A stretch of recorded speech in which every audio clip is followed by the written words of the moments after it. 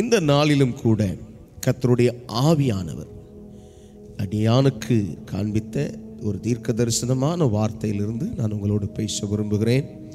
கர்த்தர் நம்மோடு பேசுவாராக. அல்லேலூயா. சங்கீதம் 18வது சங்கீதம் 48வது வசனம். அவரே என் சத்துருக்களுக்கு என்னை விலக்கி விடுவிக்கிறவர், எனக்கு விரோதமாய் எழும்புகிறவர்களை விட என்னை நீர் உயர்த்தி கொடுமையான மனுஷனுக்கு என்னை தப்புவிக்கிறீர். ஹல்லேலூயா. எனக்கு அன்பான தேவ பிள்ளைகளே, இந்த வார்த்தை சத்துருக்களுக்கு விலக்கி விடுவிக்கிறவர் யார் அதை செய்கிறார் என்று பார்க்கும் பொழுது பாருங்க, அங்கே 46வது வசனத்தில் சொல்லுது, கர்த்தர் ஜீவன் உள்ளவர், என் கன்மலையானவர் ஸ்தோத்தரிக்கப்படுவாராக, என் ரட்சிப்பின் தேவன் உயர்ந்திருப்பாராக. ஆண்டவரை பற்றி சொல்லிட்டு, அவர் எனக்காக பழிக்கு பழி வாங்கும் தேவன், அவர் ஜனங்களை எனக்கு கீழ்ப்படுத்துகிறவர் என்று சொல்லி அந்த இடத்துல அவர் சொல்லுகிறதை பார்க்கலாம். சங்கீதக்காரன் சொல்லுகிறதை பார்க்கலாம். எனக்கு அன்பான தேவ பிள்ளைகளே, இந்த சங்கீதம்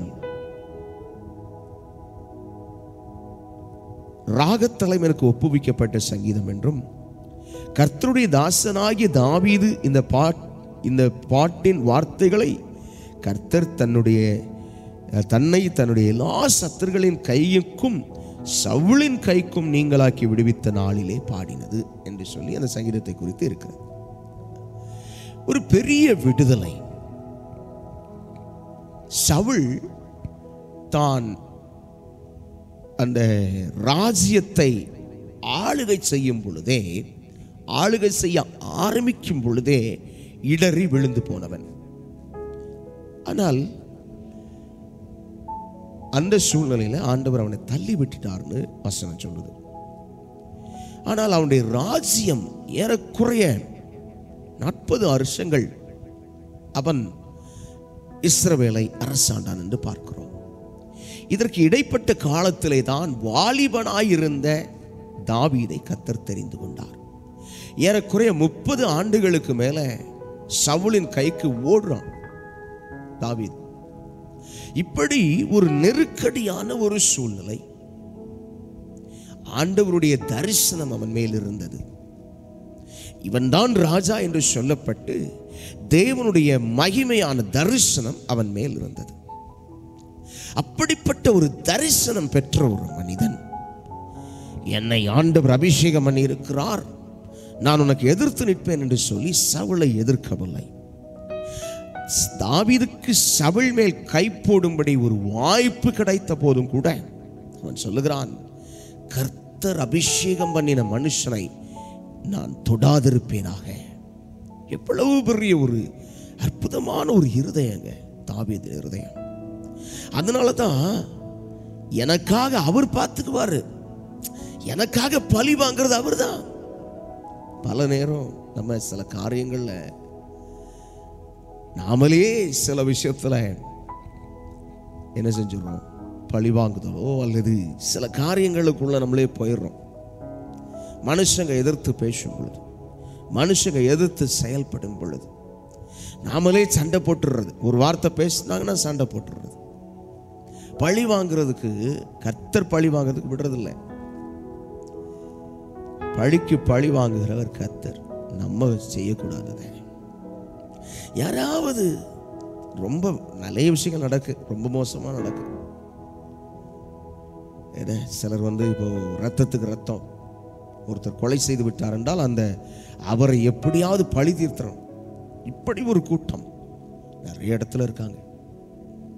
ஆண்டவருடைய பிள்ளைங்க அப்படிலாம் இருக்கக்கூடாது.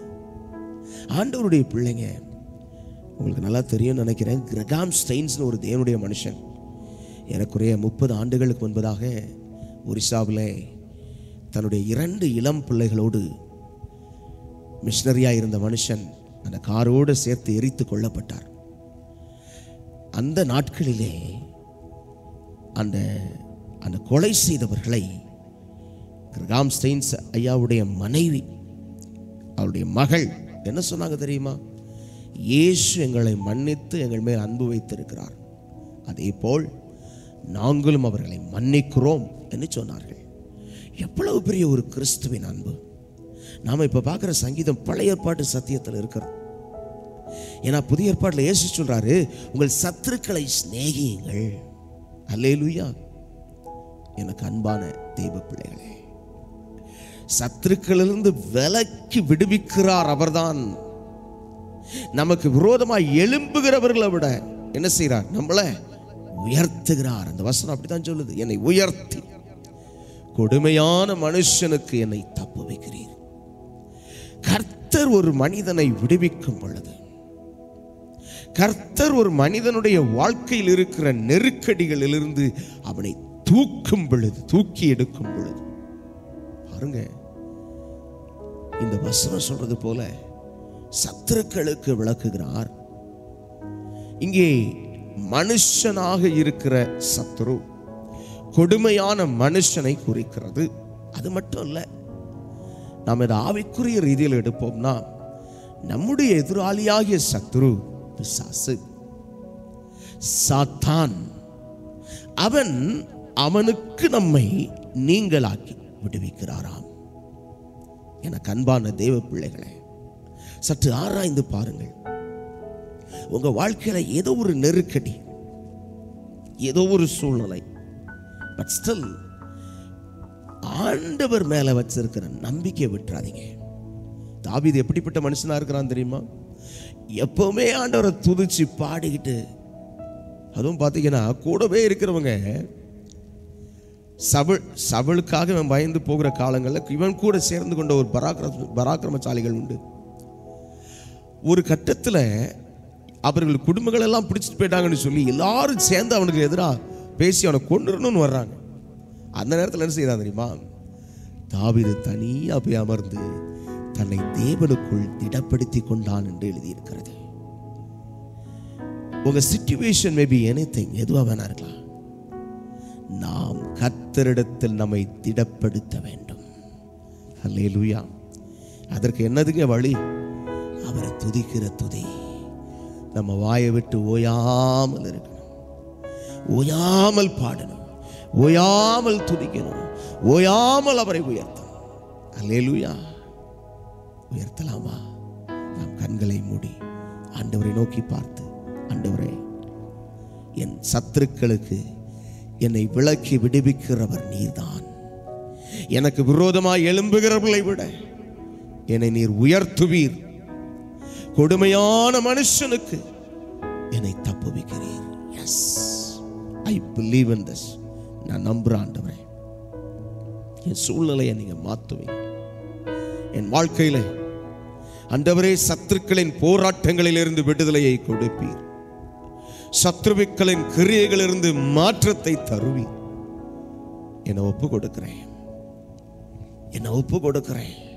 ஆண்டவர்ட்ட சொல்லுங்களேன், என்னை அர்ப்பணிக்கிற ராஜா, என் சத்துருக்களுக்கு என்னை விலக்கி விடுவிக்கிறவரே, உமக்கு ஸ்தோத்திரம். எனக்கு விரோதமாய் எழும்புகிறவர்களை விட என்னை நீர் உயர்த்துகிறீர். ஆமென். S, S.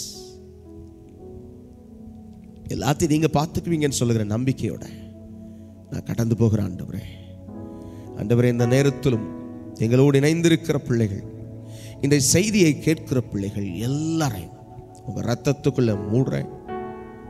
கர்த்தருடைய வல்லமை தொடுவதாக, சத்துருக்களுக்கு முன்பாக ஒரு பந்தியை ஆயத்தம் பண்ணுங்க, அவர்களை உயர்த்துங்க, கிருபையில மூடிக்கொள்ளுங்க. இயேசு கிறிஸ்துவின் மகிமையில நாமத்தில் ஒப்பு கொடுத்து ஜெபிக்கிறோம் ஜீவனுள்ள நல்ல பிதாவே. ஆமென், ஆமென், ஆமென். கர்த்தர் உன்னை ஆசீர்வதித்து உன்னை காக்க கடவர். கர்த்தர் தம்முடைய முகத்தை மேல் பிரகாசிக்க பண்ணி உன்மேல் கிருபையா இருக்க கடவர். கர்த்தர் தம்முடைய முகத்தை உன்மேல் பிரசன்னமாக்கி உனக்கு சமாதானம் கட்டளையிட கடவர். ஆமென், ஆமென்.